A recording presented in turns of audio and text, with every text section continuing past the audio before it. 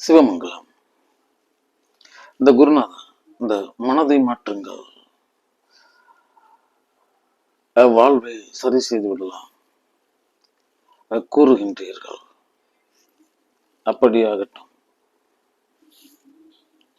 அது எப்படி குருநாதா மனதை மாற்றுவது? இது கேள்வியா இருக்கிறது.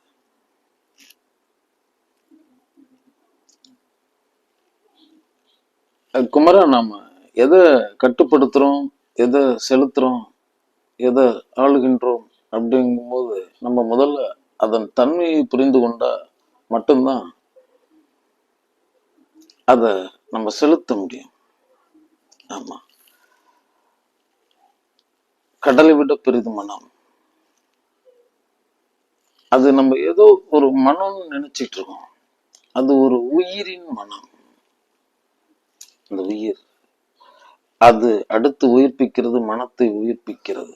அப்போ உனக்கு ஒரு உயிர், உனக்கு ஒரு மனம்ங்கிற மாதிரி. ஆனா அந்த சங்கத்துல இருக்குல்ல, அந்த மனம்ங்கிறது உயிர்க்குயிரானவனின் மனம். இந்த மொத்த சகமும் ஒரு மனமண்டலம், மறந்து விடாதே. அந்த மனத்தை பற்றின புரிதல் இருக்கணும். மன அடுத்து திருப்பி படி. நம மன நம நமன் காலம் அப்படின்னா அது ஒரு கால வயப்பட்டது. அது என்ன கால வயப்பட்டது? அந்த மலர்ந்து அது அங்க மனம் வீசுவதற்கு ஒரு காலம் இருக்கு. அதுக்கப்புறமேட்டுக்கு அந்த மலரில் மனம் இருப்பதில்லை. அதே போலதான் அந்த உயிர் மலர், அது உள்ளத்தை மனத்தை உயிர்ப்பிக்கிறது. உயிருக்கும் உடலுக்கும் ஒரு காலம் உண்டு. அப்ப அது முடிக்கப்படும். அப்ப அதுவா இருக்கு. உயிர் வந்ததுக்கு அப்புறமேட்டுக்கு உள்ளம், மலர் வந்ததுக்கு அப்புறமேட்டுக்கு மனம், மனிதன் வந்ததுக்கு அப்புறமேட்டுக்கு மனம். அப்ப இந்த மனதினுடைய தன்மையை புரிஞ்சுக்கும் பொழுது மலரில் வீசும் நறுமணம் போல இந்த நரனில் வீசும் மனம் அது. இதை புரிஞ்சுக்கணும். அப்ப மலருக்கு மனமும் மனிதனுக்கு மனமும் நேர் ஒத்ததென காண். இரண்டிற்கும் மூலம் இல்லை, உபமூலத்தோடு இருப்பது மூலத்தை பாதிக்கிறது. அப்ப இந்த உயிர் உள்ளத்தை உயிர்ப்பிக்குது. இந்த உள்ளம்தான் உணர்வுகளையும் பொறிகள், புலனாதிகள், இந்திரியாதிகள் அத்தனையும் ஆளுகை செய்து. 5 விரல் கொண்ட ஒரு கரம். இந்த 5 வழி தன்னை விரயப்படுத்தி கொண்டிருக்கும் ஒரு மனம். அப்படிதான் நம்ம கட்டமைக்கப்பட்டிருக்கோம். அதான் இங்கு காட்டப்பட்டிருக்கிறது. அண்டம் பிண்டம், பிண்டம் அண்டம். அவ்வளவுதான். இது எல்லாமே ஒரே தத்துவத்தின் கண் நிலைநிறுத்தப்பட்டதுதான் சொல்றேன். இப்ப இந்த 5 அடக்கும் அமரரும் அங்கு இல்லை. ஒரு அமரன் இருக்கான், இங்க வந்து சகத்தோட சகமா மனிதனா தோன்றான் அப்படின்னா இங்க உழல. மற்றபடி இங்க அனைத்து அங்கீகாரங்களும் அளிக்கப்பட்டிருக்கும். ஆனால் அந்த 5ஐயும் கட்டுப்படுத்தும் செலுத்தும் திறன் 100% பறிக்கப்பட்டிருக்கும். இந்த சகத்தில் பரம்பொருளே இங்கு தேகத்தில் வந்து தோன்றினாலும் அவர்களும் முதலில் இருந்துதான் பயணிக்க வேண்டும். சரி, நான் போன பிறவில இதா இருந்தேன், இந்த பிறவில வந்து அதெல்லாம் தொடக்கூட முடியாது. இங்க வந்து முதலில் இருந்து தொடங்கணும். படிப்படியா தொடங்கணும். யாரும் கற்றுத்தர முடியாது. நீயே முயல வேண்டும். நீயே பயணத்தில், நீயே முடிவில், நீயே முடிந்து போவாய். இப்படிதான் இந்த களம் கட்டமைக்கப்பட்டிருக்கிறது. அப்ப நம்ம இந்த தேகத்தை பிரதானப்படுத்தி இந்த மனம் நிலை நின்று இருக்கிறது. நான் மனம்னா அது சொல்ற ஒரு பொருள் இல்லை. இங்க 5 பொறிகள், புலன்கள், இந்திரியாதிகள், இந்த பசி, தாகம், சுகம், துக்கம் இருக்கும். இந்த தேகத்தினுடைய எல்லா தேவைகளுக்குள்ளாரையும் ஊடுருவி இருக்கிற மனம். அதுக்கு முதல் தேவை இந்த தேகம், தேகத்தினுடைய தேவை, அடிப்படை தேவைகளாய் இருக்கிறது. அப்ப மனம்னு அது தனியா ஒரு வாடை பொருளா மட்டும் இல்ல. அது இங்க உடலுக்குள்ளார ஊடுருவி இருக்கு. பசிக்கிறது, ருசி தேடும்னா இனிமையான இசை தேடும் செவிகள், கண்ணுக்கினிய காட்சிகளை தேடும் கண்கள். இப்படி எல்லாம் அததுவா இருக்குன்னு சொல்றேன். கண் ஒண்ணு காணுது, காது ஒண்ணு கேட்குது, வாய் ஒண்ணு பேசுது, கை ஒண்ணு செய்யுது, காலு எங்கேயோ போய்கிட்டு இருக்கு, கருத்து வேறு ஒரு புறமா இருக்கு, உள் 3ஆ இருக்கு. இப்படியே கிடக்குது. 8 புள்ளிகளையும் இணைக்கும் பொழுது ஒரு கோலம். ஆனா 8 புள்ளிகளும் 8 விதத்துல இப்படிதான் நம்ம கட்டமைக்கப்பட்டிருக்கோம்னு சொல்றேன். அதுதான் நமக்கு தேவை. நமக்குள்ள ஒரு ஆழ்நிலை பத்தி ஒரு இந்த நேரம் உண்ணும் பொழுது அடுத்த நேரத்தை உறுதி செய்கின்ற ஒரு மனம் ஒண்ணு இருக்கு. அதை நோக்கி இது பயணிக்கும். அதை நோக்கி பயணிக்கும். இது இதுக்கும் தெரியாது. அதுல மட்டும் அது குறியாவே இருக்கும். அதுல எந்த மாறுதலும் கிடையாது. அது சுவையை விட்டு கொடுக்காது, நேரத்தை விட்டு கொடுக்காது, அளவை விட்டு கொடுக்காது. இப்படியே அதுக்குள்ளார ஒண்ணு இருக்கு. அது அப்படியே கட்டமைக்கப்பட்டிருக்கு. அப்ப இந்த மாதிரி இச்சைகளினால் நாம் இந்த களத்தை கை கொண்டிருக்கிறோம். நமக்கு நிறைய பிடிக்கும், நாக்கு சுவை பிடிக்கும், ஆசை இருக்கு, பற்று இருக்கு, இச்சை இருக்கு, இந்த தேகத்தினுடைய சிறுமைகள் இருக்கு, பெரும் பிழைகள் இருக்கு, இதெல்லாம் இருக்கு. இதன் பெயரால இந்த மனம் அந்த சிறுமை இயல்புகள், சிற்று இயல்புகள்ல, சிற்று இன்பங்கள்ல லயித்து அதன்பால் ஆழ்ந்து அதற்காக இந்த தேகத்தை அது பயன்படுத்துகிறது. அறிவை தூர எடுத்து வைக்கிறது. அடிமைப்பட்டு விட்டது. அப்ப இங்க இருக்கு. கொதிக்கிறத ஒண்ணும் பண்ண முடியாது. எரியறதை இழுக்கணும். எரியறதுங்கிறது தான் இங்க மொத்த தேகத்திலயும் இருக்கு. ஒரு சுவை விடுறதுல இருந்து, உன் சிந்தனையை கட்டுப்படுத்துறதுல இருந்து, உன் எண்ணத்தை கட்டுப்படுத்துறது, சொல்லை செயலை பசிய வரைக்கும் கட்டுப்படுத்துறதுல இருக்கு. இங்க முதல் இங்க கோட்பாடு அதுதான். பசியையும் ருசி. பசிய முதல்ல ருசி. ஒன்னும் தப்பு கிடையாது. அந்த இடத்துலதான் புல்லாகி பூடாய் புழுவாய் மரமாகி பல் விருகமாகி பறவையாய் பாம்பாகி கல்லாய் மனிதராய், அது வரைக்கும் இதுல இருந்து இதெல்லாம் உணர்ந்தது ஒன்னே ஒண்ணு, பசிய மட்டும். அது ஆதாரம். அப்ப இந்த பசி வரும்பொழுது இவன் தன்னுடைய கடந்த பிறவைகளுக்குள்ள பூந்து நரனை மறந்து வனத்து மிருகங்களை மனம் விட்டு விடுகிறான். அங்கிருந்து தொடங்குது. அதல்ல தவங்கிறது. அது இல்லாமலே போனாலும் சரி, அப்படியே நலிந்து ஒடிந்து முடிந்து விட வேண்டும். அதுவும் ஒரு தவத்தில் ஒன்று இருக்கிறது. இதெல்லாம் நிலை பெற செய்ய நம்ம இடத்துல மெய் அறிவும் இருக்கிறது. இந்த சிற்றியல்புகள்ல லைத்திருக்க இந்த உடல் மனம் ஆசை இது சார்ந்தவைகளில் இருந்து உள்வாங்குதல், மீட்டெடுக்கிறது. சிறுக சிறுக மீட்டெடுக்கிறது. எறும்புற கல்லும் கரைகிறதா நம்ம செய்யறதுனால. ஒரு என்ன சொல்றது, ஒரு திடமான நம்பிக்கையோடையும் உறுதியோடையும் எந்த பலனையும் எதிர்பாராம செய்துகிட்டே இருக்கிறது. அதன்பால் உள் வாங்குறது. ஒரு சராசரி மனிதன் எதெல்லாம் வீழ்ச்சி அடைகின்றானோ அதெல்லாம் நீ மீட்டெடுக்கப்பட்டு இருக்க வேண்டும். ஒரு சராசரி மனிதன் எதெல்லாம் கண்டு கேட்டு நடுங்குகின்றானோ அதுல இருந்தெல்லாம் நீ உள்வாங்க வேண்டிய கட்டாயத்தில் இருக்கிறாய். இந்த ஆசையை கொண்டு நாம் வாழ வரவில்லை. நல்லா தெரிஞ்சுக்கணும். நமக்கு புரியாதது, நம்மளால முடியாதது அப்படின்ற ஒரு எந்திரத்துல போட்டு வச்சிருக்காங்க. ஆசை விட விட இன்பம். இவன் ஆசையே இன்பத்தின் மேல. ஆசை விட்டளவு இன்பம்னு சொல்லப்பட்டிருக்கு. பாத்திரத்தில் இருந்த நீர் அகல அந்த வெற்றிடத்தில் காற்று புகுகிறதாம். அப்படி இந்த ஆசைங்கிற நீர் வைத்திருக்கான், திடப்பொருள் வைத்திருக்கான். அங்க ஒண்ணு இருக்கு, காற்று புக விடாம தடுத்துக்கிட்டு இருக்கு. அது வெளியேற வெளியேற காற்று தானே நிறையும். இதுதான் நிஜம். அப்ப நீ இதெல்லாம் நீ அடைந்ததெல்லாம் இன்பம்ன்றதெல்லாம் இல்லைன்னு சொல்ற. இதெல்லாம் ஒண்ணும் கிடையாது. வரட்டு இன்பம், இந்த மன அமைச்சலுக்காக. இதுதான் நிஜம் சொல்ற. நீ இனிமை மயமாக நீ உனக்குள்ளார நிலை நின்று இருக்கிறது. அந்த மனதீபம் அதை கண்டு அப்படியே இயல் அன்பு இன்ப ஆனந்தத்திலே நிலை நின்று இருக்கிறது. அது வேற. இந்த சகத்தினால உனக்கு எதையுமே தர முடியாது. அதை முதல்ல தெரிஞ்சுக்க. தேகத்தை புரிஞ்சுக்கணும். இதுக்கு பசிக்கும். பசிக்கும் பொழுது ஆதாரம் அதன் பெயரால் அழைத்து செல்லும். அவ்வளவுதான். பசித்த பின் புசித்த பின் அதையும் விட்டுடும், தள்ளி வச்சிடும், வெறுக்கும். சாப்பிடு. கடும் பசியில் சாப்பிடுவதற்கு முன்பு இருந்த ஈர்ப்பும் லயமும் உண்ட பின்பு அங்கு தரை தட்டி விடுகிறது. அப்படியே இருக்குமானா அடுத்த நேரம் பசிக்கும். அப்ப மறுபடியும் அது மாதிரி ஆகும். ஆனா இப்ப அதெல்லாம் கடந்து போயிடும். அது அந்த எந்திரத்திற்கு மூலப்பொருள் கிடைச்சிருச்சு, தூக்கி எறிஞ்சிடாது. அடுத்த நாட்டத்துக்கு வந்துடும். அதான் பசி வந்தா பத்தும் பறந்துருங்கிறது எல்லாம் இருக்கும். ஆனா பசின்றதுதான் ஆதாரமா இருக்கும். அதை அங்க கை வச்சுட்டு அதுக்கப்புறமேட்டுக்கு மேல இருக்கிறது எதையும் உளராதுன்னா பசித்திருன்னா. பசி மட்டும் நீங்காத உன்னை பார்த்துக்கொள்ளும் சொல்ற. இது வயிறு நிறைஞ்சிடக்கூடாது. நீ செய்யற கர்மங்கள்ல நீ நிறைஞ்சிடக்கூடாது. நீ பாட்டுக்கு போய்கிட்டே இருக்கணும், செஞ்சுக்கிட்டே இருக்கணும். இதை பத்தி நம்ம எந்த சிந்தனையும் இருக்கக்கூடாது. கனவுகள் எல்லாம் தூக்கி குப்பையில போடணும். கனவுன்னா நம்ம கனவு இல்லைன்னு சொல்றேன். கனவுங்கிறது உறக்கத்தை கெடுக்கிற கனவு ஒண்ணு இருக்கு. அது லட்சியவாதிகள் காணுகின்ற கனவு. சும்மா கண் திறந்துகிட்டு கனவு கண்டுகிட்டு இருக்க இந்த உலகத்திற்கு உதவாது. மனதை திசை திருப்பும் வித்தை. அப்ப நம்ம உண்ணும் உணவுல இருந்து ஒவ்வொரு நிலைப்பாடுகள்ல இருந்து இருக்கு. இது காயம். காயம் தாங்குவதற்காக ஒரு மேடை. இதை நான் பழிப்பதற்கில்லை. இயன்ற அளவு இந்த தேகம் காயம் தாங்கும். உலகளவு அகாயமான உள்ளம் தாங்கும். மறுப்பதற்கில்லை. இதனுடைய சுபாவம் இரவு பகல் போல. இதை தெரிஞ்சுக்கணும். இங்க கசந்தது இருக்கு, உண்டு பழகணும். ஆமா, அதையும் நம்ம புறம் தள்ளுவதற்கு இல்லை. புழுக்கம் பழகணும்.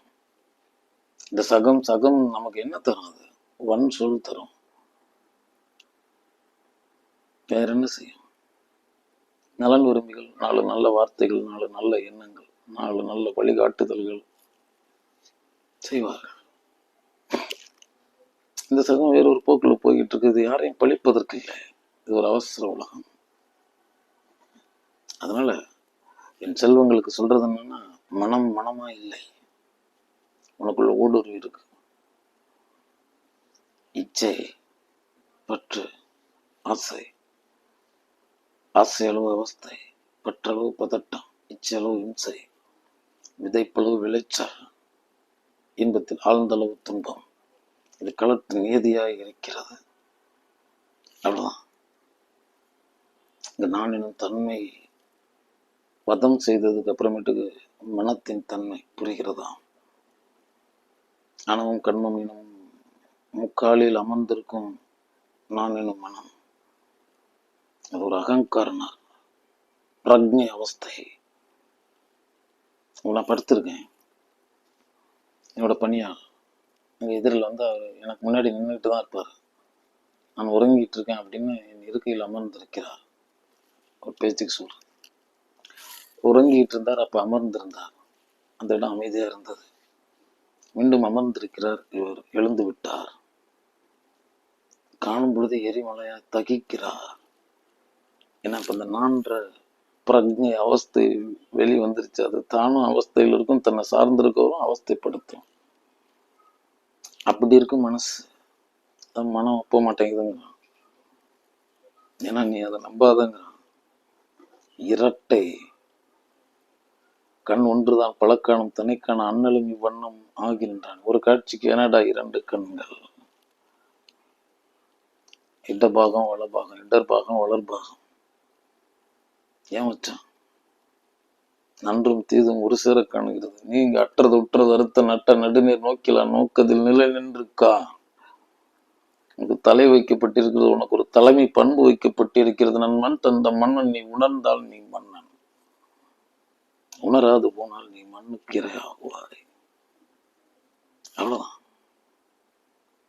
செம்மைப்படுத்துதல். இங்க காட்சி நம்மள அழைச்சிட்டு போயிடாது. பலரோட உபதேசம் அழைச்சிட்டு போயிடாது. இன்னும் எதுவும் என்னை அழைச்சிட்டு போயிடாது. என்னை நான் புத்தியினால் சுத்தமாய் ஒன்றினை குறைத்து அதன் பெயரால் செலுத்தி கொண்டிருக்கிறேன். குறியை குறைத்து விட்டவன் குறுக்கீடுகளை காணுவதில்லை. குறுக்கீடுகளை காணுபவன் குறியை நினைக்க போவதே இல்லை. தானே நிஜம். அதுதான் ஆதாரமே. சும்மா சாதாரணமா மனசை மாத்துங்கன்னு வாயிருக்குன்னு சொல்ற விஷயமா அது? அதெல்லாம் அதுக்கு காரணம் புரியணும். ஏன் நீ மனிதன் அழைக்கப்பட்டாய் கேட்டான் என் சத்குரு. நீ மனத்தின் பெயரால் அறியப்படுவதால் நீ மனிதன் என ஆனாய் காண்குமரா. அதனால்தான் சிரிக்க, சிந்திக்க, அழத்தொள்ள, அரவணைக்க, அன்பு செய்ய, கருணை செய்ய, மேலான பேரியல்புகளின் பெயரால் நிலை நின்றிருக்கும் நறு மனத்தை வீஞ்சின நரன் மனத்தை உடையவன் நீ. சும்மா மனத்தினால இந்த அண்டத்தை கட்டி தூக்கி அப்படி ஒரு ஓரமா வச்சிட முடியும். அத்தனை பெரிய வீரிய மனம் அது. சும்மா சாதாரண மனம் இல்லை. மகா மாயின் மனம். மணமணி விளக்கே மனோன்மணி தாயே, அங்கு மன தீபத்து நாயகி. அவள் தான் சக்தியா விட்டு இருக்கா. மனதை கட்டுப்படுத்துறதுங்கிறது அவளை கட்டுப்படுத்துற மாதிரி, அவளை கட்டுப்படுத்துவதுங்கிறது அறநாளும் ஆகாது, அகிலத்தில் யாராலும் ஆகாது. அவள் தாழ் பணிந்து அவள் ஆசையை பெற்று அதுக்கப்புறமேட்டுக்கு தான் நம்ம அதை பக்கத்தையுமே போக முடியும். இல்லாட்டி அங்க மாயையும் நானே மக மாயையும் நானேங்கிற சுத்த மாயையும் நானே அசுத்த மாயையும் நானே. பணிந்த பேரை நான் பதற விடுவதில்லை, தனிந்த பேரை நான் தவிக்க விடுவதில்லை, உணர்ந்த பேரை உழல விடுவதில்லை, அழைத்து செல்கிறேன்.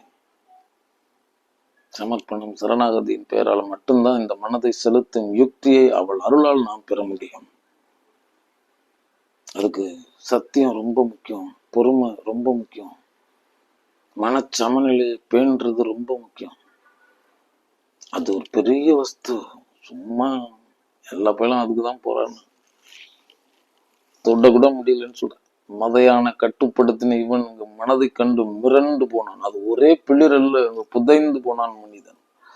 64,000 கோடி மதம் பிடித்த யானைகளுடைய கஜ புஜ பலத்தை உடையது மனம். 1 2 எல்லாம் கிடையாது. 64,000 கோடி மதம் பிடிச்ச யானையினுடைய அங்க எல்லா திறனும் அங்க ஒரு மத்தகத்துல நின்னா எப்படி இருக்கும்? அதுதான் அங்க மனம். தட்டுனா அங்க இருந்ததற்கான தடமே தெரியாது. நீங்க பார்த்துக்கிட்டு இருக்கிறது இந்த உலகம் சொல்லிக்கிட்டு இருக்க, நீங்க பார்த்துக்கிட்டு இருக்கிறது அனைத்தும் என் அன்னையின் உள்ளம் காணுங்கள். தூய நீர் கட்டி உள் ஒளிர் நிர்மல மனமே. இதுதான் ஆதாரம். அங்கு அவள் கையில் இருக்கிறது. அன்னையும் அவளே, மண்ணும் அவளே, நீங்களும் அவளே தான். நம்ம எல்லாரும் பெண்கள்ங்கிறது யாரும் மறந்துடாது. பெண்வெளி பந்தத்தவர்கள். உங்களுக்கு இந்த பேர் தான். ஆமா, நீங்க பெண்மையினுடைய ஆசீர்வாதத்திற்குரியவர், தாய்மையினுடைய ஆசீர்வாதத்திற்குள்ளானவர். மனதை கட்டுப்படுத்துறதுன்னா ஒரு எண்ணத்தினால, ஒரு சிந்தனையால, ஒரு சொல்லால, ஒரு செயலால கட்டுப்படுத்த முடியும் நம்பினா நம்மளோட மூடன் எவனும் இல்லையா. அது ஒரு நெடும் பயணம், தொடர் அழுத்தமான சித்தம், சிதையாத வாழ்வு, மண் பொன் மலம் மூன்றும் சரி நிகரென காணும் நடுநீர் நோக்கிலா நோக்கது. அங்கு விருப்பு வெறுப்பற்ற ஒரு தன்னிருப்பு நிலை. இந்த சகம் தரும் எதுவும் என்னை வீழ்த்தி விட முடியாது. அவ்வளவுதான். அந்த கருவி கரணங்கள் நம் நடுநடுங்க செய்யும். இந்த மரணமும் இங்கு என்னை சலனப்படுத்துவதில்லை. மரணமில்லா பெருவாழ்வு என்பது சலனமில்லா பெருவாழ்வு என்பான் சிவசித்தன் வசி சிவசித்தம். அது ஒரு சலனமில்லாத நிலை, மரணமில்லா பெருவாழ்வு நிலைங்கிறது. ஆமா, மரணமும் சரி ஒரு வியர்வை வடிவும் ஒரு இயற்கை நிகழ்வு தானே தவிர நான் இங்கு மிரள்வதற்கு நான் கோடி முறை பிறந்து விட்டேன், இனி கோடி முறை பிறப்பேன், நான் இறக்கவே இல்லை அப்படின்னு நான் அந்த வளையத்திற்குள் அகப்பட்டு இருப்போம் இல்லை. நான் அணிந்திருக்கும் உடை இல்லை நான். அதனால இந்த நீங்க உருவஸ்துக்கள்னு நீங்க பார்த்துக்கிட்டு இருக்கிறதெல்லாம் அங்க ஒரு தூயவனின் உடைகளா இருக்கிறது. இவைகளெல்லாம் அணிந்திருக்கிற ஒரு தூயவன். ஆமா, இந்த மனம்ங்கிறதே இங்க அவங்கதான் இருக்காங்க. அது மனோன் மணீஸ்வரம். அங்க மனோன் மணீஸ்வரி சமேத அங்க மனோன் மணீஸ்வரர் இருக்காரு. அவ்வளவுதான். அவங்க அருள்ல இருந்துதான் நம்ம எதையும் பெற முடியும். நாம இங்க எதையும் பெற முடியாது. நம்ம கிட்ட இருக்க ஒரே ஒரு என்ன அப்படின்னு கேட்டீங்கன்னா ஒரு அடிமைப்படுதல். சரணாகரி இயலாதவனா இருக்கேன். சரி, மெய் வீடாடைய நீங்க தான் அழைத்து சொல்லணும். தொட முடியுமா உங்களை? உங்க அருள் இல்லாம உங்களுடைய அருள் பதம் எய்த வியலுமா? முடியவே முடியாது. இதை நான் செய்யணும்னா அவங்க அருள் வேணும். ஏன் கையால ஒன்றும் இல்லை. இதை தயவு செய்து எல்லாம் ஆணவம் கண்மம் மாயை அப்படி ஓடுருவி இருக்கே. இது போய் நான் என்னத்தை போய் செய்ய முடியும்? தானே திரிபுர தகனம்ங்கிறது. அங்க புறத்தை சிவம் செய்தது, அகத்தை உனக்குள்ளார அங்கு திரிமல நாசனம் இருக்கு. அங்கு புறத்தை அவனை சிரிக்க வேண்டும், அகத்தை அவனை சிரிக்க வேண்டும். அவனை தாழ் பிடிக்கிறது தவிர, அவனோட அருளை பெற நினைக்கிறது தவிர வேற ஒண்ணும் கிடையாது. சித்தம் சிவமானால் நித்தம் தவமாகும், நித்தம் தவமாக சித்தம் சிவமாக. விரைந்தம் சிந்தை புகுவீர் சிவமை போற்றி, விரைந்தம் சிந்தை நிறைகுவீர் சிவமை போற்றி. அதுவும் சிவசித்தம், இதுவும் சிவசித்தம், இங்கெதுவும் சிவசித்தம், நீ சதா வசி சிவசித்தம். திருச்சிற்றம்பலம் சிவமங்கலம் வசி சிவசித்தம். அவ்வளவுதானே. இங்க பானைக்குள்ள விட்டுட்டு அதை கொதி விட்டுறது எப்படி நிறுத்த முடியும்? அடியில நெருப்பு இருக்கு, அது நம்ம கட்டுப்பாட்டுல இல்ல. அங்க ஒருத்தர் இருக்காரு, அடி வயிற்றுல இருக்கு பாரு ஒரு பெரிய தீ. அந்த தீ அதை மூட்டினவன் ஒருவன் இருக்கிறான். அவன் தான் நம்ம இந்த கூட்டுல மாட்டி விட்டவன். ஆமா, வரமடா வையகம் வாழ்ந்துதான் பாரேன், கொண்டாட கொடுத்த குவளையமடா குமரா, கொண்டாடிவை அற்புதம். இங்க மனம் மனம் மாயை, மனம் மாயையில வீழ்ந்தளவு நீ உன்னுடைய அடிப்படை அன்பின்பு ஆனந்தத்தில் நிலை நின்றிருக்கிறாய். துன்பப்படுபவனிடத்தில் போய் கேள். அங்கு துன்பம் எவ்வளவு அபாயகரமானது. நீங்க பேரின்பத்தில் நிற்கின்றாய், மறந்து திரிகிறாய். ஆமா, இந்த நேரம் அங்க உபாதைகளையும் உயிரோடு போராடி கொண்டிருப்பவர்களும், அடிப்படை ஆதாரம் இல்லாதவர்களும், அனுசரணை இல்லாதவர்களும், உறவாட உள்ளன்பர்கள் இல்லாத, உலகு இல்லாதவர்கள், உணவு இல்லாதவர்கள், உடை இல்லாதவர்கள், ஒதுங்க இடம் இல்லாதவர்கள், இந்த நேரம் தீய எத்தனையோ கேடுகளினால அங்கு இந்த மண்ணை விட்டு விலகி கொண்டிருக்கும் அந்த அடிப்படையாளர்களிடத்தில் போய் கேட்டு பாருங்கள். நீங்கள் சகல சௌபாக்கியத்தோடு வைக்கப்பட்டிருக்கின்றீர்கள். நல்லா இருக்கீங்க, ஒண்ணுமே இல்லை. எவ்வளவு உனக்கு தேவை இருந்தாலும் ஒண்ணு மனவுதான் உண்ண முடியும். இவ்வளவுதான் கணம் கணம் பயணிச்சுட்டு இருக்கு. இந்த கணத்தை நம்ம எந்த சிந்த கேடுகளினாலும் விரயம் பண்ணிடக்கூடாது.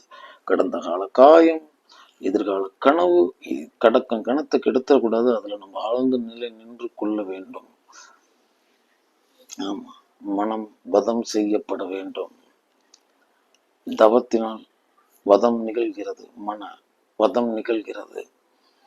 அப்படின்னா அதன் போக்கிலே போற அத வேறொரு பக்கம் திசை திருப்புற யுக்தியை அறிந்தவன் மனதை செலுத்த கற்றவன் ஆவான்.